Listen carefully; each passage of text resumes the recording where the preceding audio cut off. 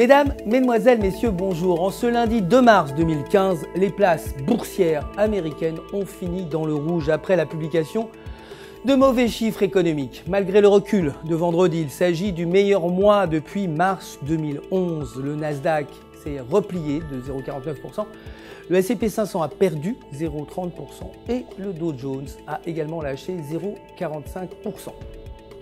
Le titre Facebook a cédé 1,79%, clôturant à 78,97 $.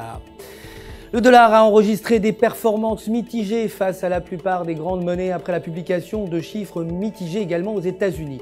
L'indice PMI de Chicago s'est élevé à 48,5 points contre 58,4 prévus, tandis que le PIB préliminaire a été supérieur aux prévisions 2,2% contre 2,1%. L'indice PMI manufacturier ISM est attendu aujourd'hui à 53,4 contre 53,5 précédemment. Côté matières premières, l'or s'est inscrit en hausse pour clôturer à 1212 $ l'once. Le baril de brut a également vu son cours progresser à 49,44 $ le baril. Côté devises, l'euro a perdu du terrain face au billet vert, clôturant à 1,1194 malgré les bons chiffres économiques publiés en zone euro. La paire euro-US$ est passée en deçà du niveau de support de 1,1270. Si cette tendance se poursuivait, nous pourrions assister à un repli vers 1,1100. Un nouveau franchissement de la barre de 1,1270 pourrait toutefois déclencher un retournement vers 1,1350. L'estimation flash de l'IPC et le taux de chômage qui doivent être publiés aujourd'hui devraient respectivement atteindre -0,5% et 11,4%.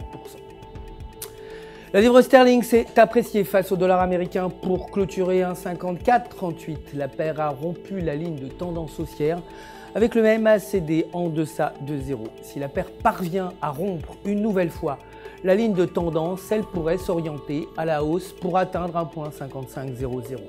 Un échec en revanche pourrait toutefois donner lieu à un retour vers 1,5300. La volatilité devrait être forte aujourd'hui car les indices des prix de l'immobilier nationwide et PMI du secteur manufacturier devraient respectivement atteindre 0,4% et 53,5.